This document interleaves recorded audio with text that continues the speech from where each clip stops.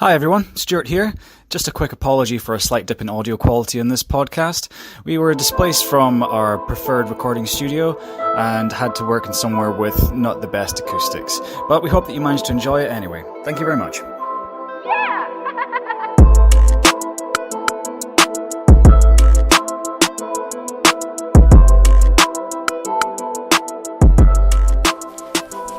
Hello and welcome back to another episode of the Fourth and Forever podcast.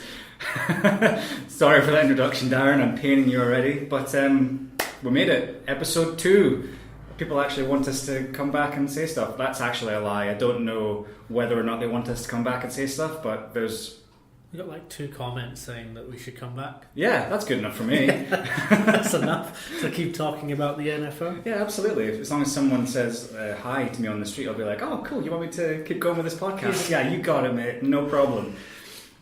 So, we should probably call this episode 2A because this is going to be the first of an 8-part series.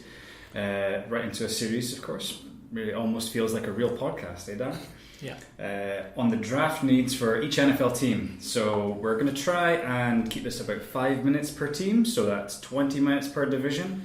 Nice and like bite-sized for everyone. A little bit different to the 80-minute behemoth we came out with last week, which took me a million years to edit because it turns out that we are terribly incoherent and slow down and put pauses everywhere. So I'm sure that'll come better with practice, don't you think? Don't tell people that. We've got to be honest, we're being a meta podcast. See if you can smart when we edit it. If anyone can go through the podcast and pick out the particular... Yes, that's it. That's the thing I do. I tut. If you can pick out the moments where I've either missed doing that or the times when you think that we've edited out, then bully for you. Good job. 20 minutes per division. We're going to start with the NFC West, and first of all, we're going to start with the team with the first pick of the NFL draft, and that is the Arizona Cardinals. We're going to set our own little timer going just now, just to keep us about right. And here we go. So, Arizona Cardinals, obviously, first pick in the draft. There's all sorts of questions going on there after a terrible season. They already have their quarterback, or do they? Josh Rosen, going to be swapping him out for Kyler Murray is what a lot of people seem to think because of Cliff Kingsbury. Do you think that's the best thing they should be doing in the first round, and how should they be going in some of the consequent rounds? I would say that if the Arizona Cardinals aren't sure on Rosen or if Kingsbury wants Murphy, then that's the right decision. You need to trust your quarterback. You have to build around, especially in like an offense like Kingsbury's, it has to be a quarterback you can trust, and he feels can learn the scheme he wants to implement. So I would be taking Murphy first overall if that's Murray. Murphy. You said Murphy. Okay, I think Byron Murphy. Too busy looking at our quarterback rankings. Murray. Yeah. So Kyler Murray. You think that's where they should go first overall? So you're forgoing the idea of Nick Bosa completely. Is that out the window for you? Yeah, I don't think Josh Allen. Oh my God. Josh Rosen, wake up, finish your coffee. Okay, so Kyler Murray. Kyler Murray, yes. Number 1 overall. I think that is the right decision for them. They have a system they wish to implement for Kingsbury that I don't know if Rosen can do. He isn't as elusive as Murray, so other than investing in a lot of money on offensive linemen that aren't really available, they do kind of need to change that. They need someone who can get away from pressure and throw the ball a bit further down the field than Rosen was able to do. In terms of should they be looking at getting a Nick Bosa, I just think quarterback's too important a position to pass up if you think that Murray's going to be the future. Of course, there's always the chance that they could trade back slightly. I think about the only teams that would be looking to go for a quarterback would be Oakland Raiders, maybe, is what some people are saying. Personally, I prefer Derek Carr. New York Giants, possibly Tampa Bay Buccaneers. If Nick Bosa is not going to be a thing, then where else do they need to improve? Defensive line, offensive line, wide receiver. They don't really have many options. So where do you think they might go? Who might be available around about round 2? So they'll have the 33rd pick in round 2 and the 65th in the 3rd. What sort of depth are we going for there? Well, the Clemson boys will probably be available. Christian Wilkins and Dexter Lawrence, you think? Yeah, I saw in a couple of drafts a few other Clemson defensive players that are kind of highly rated as well. I wonder about, they need a defensive tackle. And it seems to be one of those positions now that it used to be very big body players, like the two Clemson defensive tackles that are coming out are both over 300 pounds. Yeah, Dexter Lawrence nearly 342 is what he's listed out on my thing here, which is ludicrous. If you look at the players that are doing well in the league, they're smaller, more athletic players, like Williams, who is going to go in the top 5 probably, from Alabama.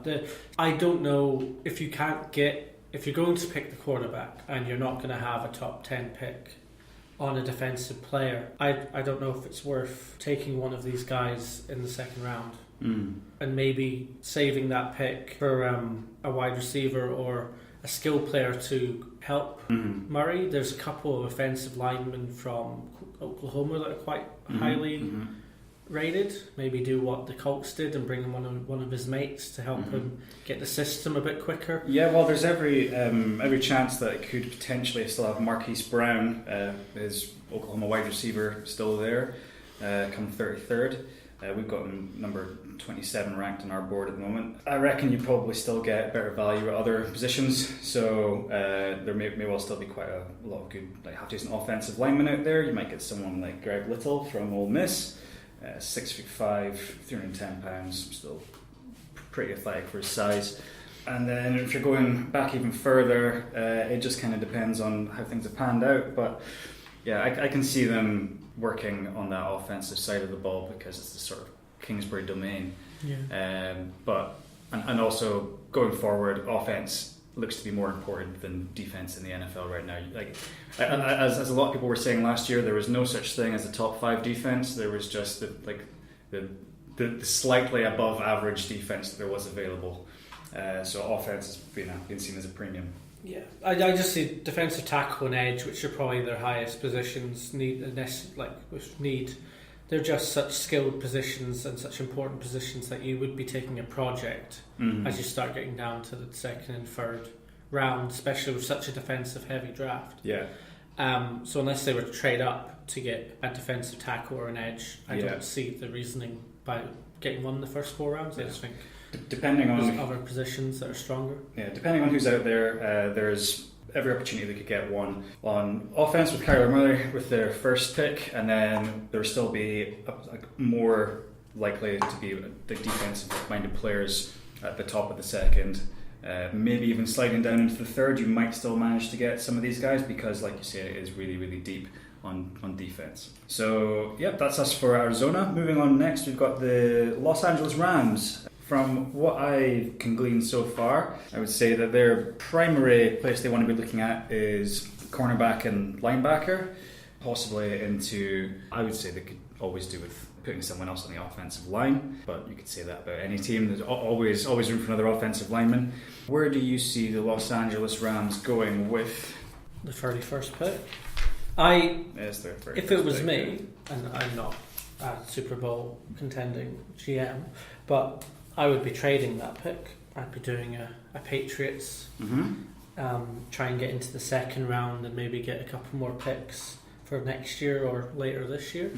There are a few cornerbacks available, but I think as you get down to the end of the first round, you're going to have missed out on a couple of the really ready-to-play ones, and then any cornerback that's going to be at 31 is probably going to be a little bit of a project. Yeah, I think in terms of the cornerback class, it goes between Greedy Williams, Byron Murphy and DeAndre Baker. They're a bit of a toss-up. Any team who is in need of a cornerback might take them slightly higher than they're supposed to, but they would be worth it if they could improve their team. After that, it's a bit of a drop-off. If you know you can get like Rock Yasin from Temple or... Great name. Yes, a really good name.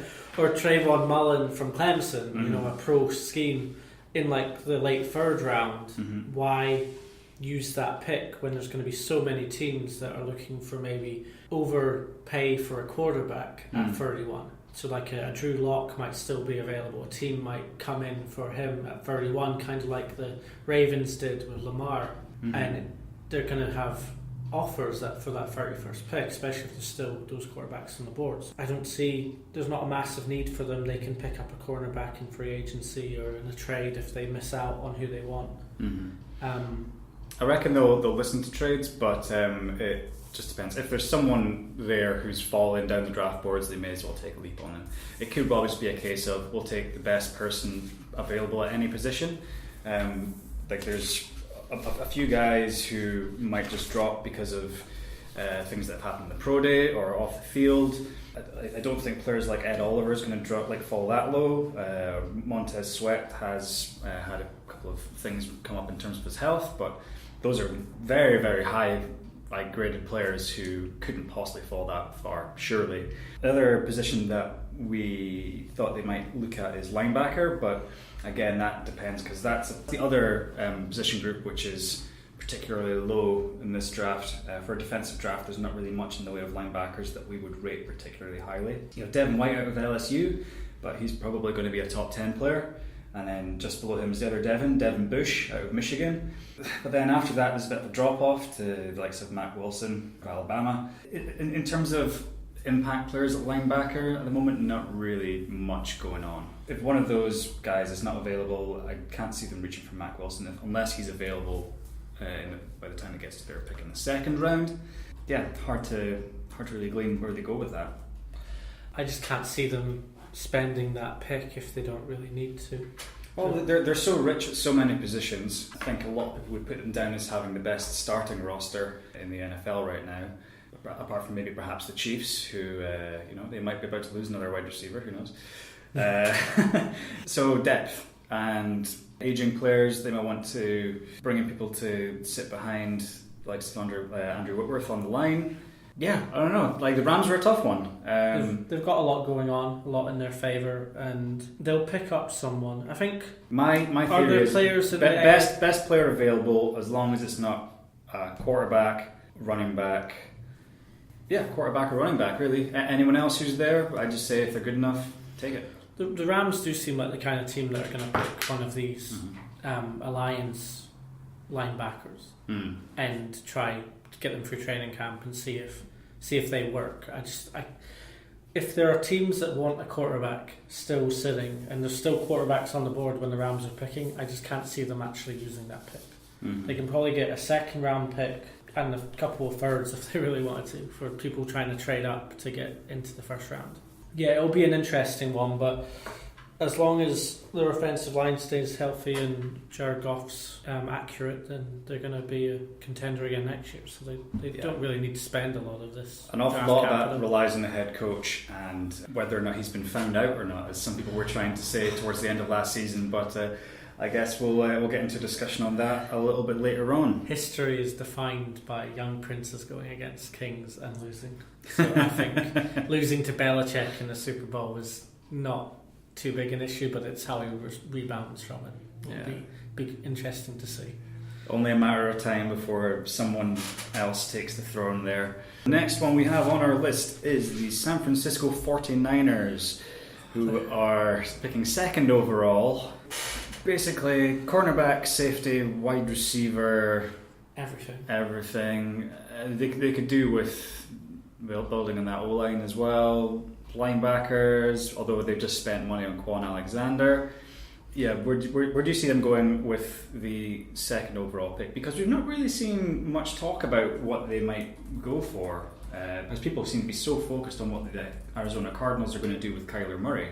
They've got a great opportunity there to get a franchise-defining player, so they'll need to be clever with it. I think from their free agency moves so far, it does look like they're leaning more towards Nick Bosa, because they need the pressure, the edge rusher, whereas they have already got Dee Ford in free agency and Quan Alexander, so they're building a very good defense. Yes. And if they get Nick Bosa, and they had the lowest turnovers last season as a defense, so that's not a good thing. You need to get the ball in your quarterback's hands and win possessions. That's how the Rams and the Saints got through the NFC last year. So if they can get a couple more defensive players, a ball hawk cornerback and an edge rusher, then they're going to be in a great position. So I would say Nick Bosa would be my definitive pick at that one, as long as he's healthy. Yes. So I'm sure they've taken him in. He's come out and said that he believes he is the best player in the draft. Of course, he would say that. He's not going to say, maybe like top 15. At least he does have a bit of history to back him up, other than some of the other players that have come out and said that. I had a friend who tore his abductor muscle behind his abs, and he was injured for 2 years. So having a core muscle injury is a big deal, especially when you're squatting and you're pushing off like that. So it's going to be important. But if he clears all the medicals, I don't see why you wouldn't take him there. And are injuries a problem for the Bosa family? Is that would taking Quinnen Williams be a bad move, or is it something that you could say? Like, I would say that I could see why they might take Quinnen Williams over Nick Bosa, because Williams does look like he's a potential game wrecker. If he works out to his potential, you could end up having Aaron Donald and Quinnen Williams as the two best interior linemen in the league. In the end, it's a good problem to have. If you imagine that the Jets know which one of these two they want, and they were or someone in 4th or 5th or 6th know that they want Williams or they want Bosa, and then they trade with the Cardinals to get the first pick, so they definitely get their man. It's going to be a very interesting one, because if the Cardinals know that no one is going to take Murray, then they might trade that pick, knowing that they can get Murray at 5 before the Giants. It could completely change, but I think picking between Bosa and Williams is a good problem to have. And if it's only one of them available, they'll pick the other one. But if they have the choice of the two, it's going to be an interesting 5 minutes they've got in that draft room, because they will have done extensive scouting on both. But I think an edge rusher is really important, especially having an edge rusher on a rookie contract. Yeah, they'll have a plan for pretty much anything that's going to happen ahead of them, I'm sure. So going back a little bit further to what they might do in the later picks, more like the second. So they might be able to pick up someone like, we were talking about Taylor Rapp a little bit earlier on. Yeah. Safety out of Washington. He would be a potential pickup there. Possibly you'd have other people at wide receiver available. We already mentioned Marquise Brown might still be around. We've got AJ Brown out of Ole Miss. And N'Keal Harry is someone whose stock has kind of fluctuated quite a lot.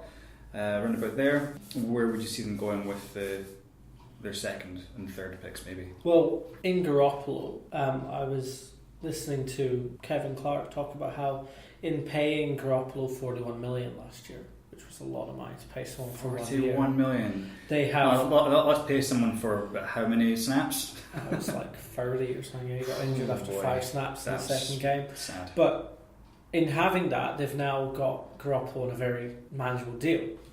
So if Garoppolo's on a manageable deal, then there's a lot of room to do things, and I think they'll go defensive. I think they'll keep trying to build those defensive players. So a Rapp at safety would be a very good option. Then a couple of cornerbacks might still be available, like Love and Baker might still be there. So they have great options. Garoppolo does need weapons. I just think that at the moment you can pick up players in later rounds or that haven't been drafted, or even a Des Bryant in free agency, just to give them that safety net. I think they're going to go very defensive, because if they can build a very defensive team, then Garoppolo is one of the guys you do want. Very cerebral, very accurate. He'll be able to keep the ball moving forward, and as long as they win possessions, I think they'll win games. Yeah, smart guy, capable of controlling the ball. We obviously saw that with his first season in San Francisco. Sadly, we didn't get to see much of it in the second. But yep, he'll be back for next year, hopefully fully fit and ready to go. Moving on, next up we've got the Seattle Seahawks. They are picking with the 21st pick in the first round. They do not have a second round pick, as that's been traded away. So they're going to have a bit of time between picks there. Perennially a pretty well performing team, even when they start so slow in pretty much every other season. Where would they find value in the midsection of the first round here? So we're thinking along the lines of they could go with an edge rusher. They're missing some pieces off of that defense. Earl Thomas is gone, so you need someone in its safety. They want to be a team with a good safety. The difference in like ball distribution when Earl Thomas is in the lineup when he was not is incredible. It was next gen stats. It was really, really good. See if you can Google that one. Offensive line, safety, edge rushers are primary ones. Also, as they always need every year, another wide receiver. Yeah, but then they seem to make do. It will be good to see what the Seattle Seahawks do. It will be a very clear indication of how they're going to go moving forward. I think a lot has to be taken into account is how long Pete Carroll wants to continue coaching this team. Mm-hmm. If he wants to build another defense, Mm-hmm. then I think you take a defensive talent with that pick and you get him into your new Legion of Boom, and you maybe draft a safety. You draft a safety later, or you try and pick up someone who's available. Yeah.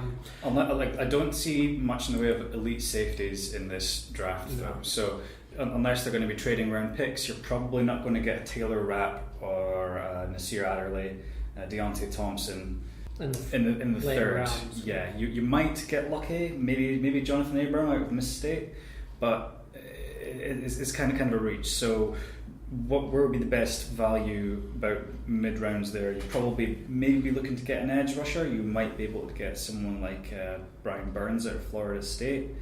That guy Jachai Polite out of Florida. He's a maybe. He looks good. Mm-hmm. Yeah, I've heard a lot of people have some varying accounts of what he's capable of. Where do you think they would go? To be honest, if you're going to pay Wilson, yes, and they want to win, probably will. They need to protect them. Yes. So I think there's going to be a much more value at O-line at that pick than there will be for defensive players in the positions they're looking for. Mm-hmm. I think it's such a top-heavy defensive draft in terms of the positions they need. I think by the 21st pick, a lot of these players are going to be gone, unless other teams make stupid mistakes like take tight ends or wide receivers in the top 10. The tight ends thing is another discussion. We have bones to pick. I don't see them picking a player that's defensive if most of them should be gone by then. Mm-hmm. But teams are going to reach for quarterbacks, they're going to reach for offensive players, so it really depends on how they sit there. And it could be a case that if they sit there and there's nothing, they can trade back into the second round and get a wrap. Yes, absolutely. But I definitely agree that O-line is where they should go nice and early. So around about that area of the draft, in the 21st pick, you're looking for something like Andre Dillard, maybe Cody Ford out of Oklahoma, Greg Little from Ole Miss. Some big body guys in there. Yeah, you need to protect Russell Wilson. Can you imagine how good a quarterback he would be if he's given time and he's not constantly running from his life? I mean, some of his most incredible plays come when he's running for his life, but he is also a really good thrower of the ball. And if he's allowed to stay in the pocket and pick people apart, then that's going to completely change the game. And I'm still a very firm believer that Russell Wilson is possibly, I would certainly put him top 5 quarterbacks in the league, possibly even top 3. Some NFL teams have very similar problems to some NBA teams, where the way the draft is set up, if you are quite good, you miss out on talent, unbelievably. And sometimes you need to kind of tank to get a bit more talent, because the Seahawks have kind of sat at 15-20 in the draft for a few years. And if you think of the players that have come through in the past few years that have gone top 10, and the Seahawks have, imagine Nelson on this offensive line, but if they're continually trying to win, they're not going to pick in the top 15 ever, because they'll always make the playoffs. You don't get the generational talent that other teams have got, so they're looking to kind of piece together an offensive line where other teams have actually got their McGlincheys, their Nelsons, because they have had bad seasons where they've got to pick in the top 5. They're in a similar position, but on the opposite end of the spectrum to a team like the Miami Dolphins, who also somehow seem to end up with these sort of middling records. Wild card. But yeah, so they somehow managed to get up there despite the fact that they look like a terrible team. But the Seattle Seahawks always look like there's a lot there. They always look like a good team. But then they'll get first round of the playoffs, then they'll get bumped out, and then they don't get the chance for that, like I say, generational talent. But maybe we'll see some wheeling and dealing from the Seattle Seahawks before we're done. Yeah. So overall, what do you think of the West? Is that the conference to look out for in this draft, or? It's a lot of intrigue, especially since you've got the top 2 draft pick teams there, and the Cardinals and the 49ers. Hard to know what the Rams can do from where where they're sitting in the draft, but they don't have too much in the way of needs. I reckon they're addressing most of their problems through free agency. Seattle, they're just going to be Seattle. They've just always got this particular way about themselves. It's very much Pete Carroll's team. They'll draft a basketball player at right tackle that's never played football and somehow manage to make him a Pro Bowler. Yeah, probably. It just also really depends on what Russell Wilson's going to be doing. There's a little bit of questions. I've been hearing a couple of things about he might be looking for somewhere else to go. That depends on whether the Seahawks begin rebuilding or not. Because if they do, does he want to be part of a rebuilding team? Yeah, I did read that he wants to be the first $40 million a year quarterback, and Seattle were not the kind of team that are going to pay that. Yeah. So we'll see. I like this division mainly because it's a very intriguing division, but it's also probably got the least kind of, out of all the teams that are in this division, everyone seems to have a plan. There's teams that just haven't got a plan at all, whereas the teams in this division do seem to have a plan. So it's going to be a very interesting division going forward. Can't wait to see what happens. Cool, interesting. So that'll do it for the NFC West. Yep, so we'll catch you next time. Goodbye.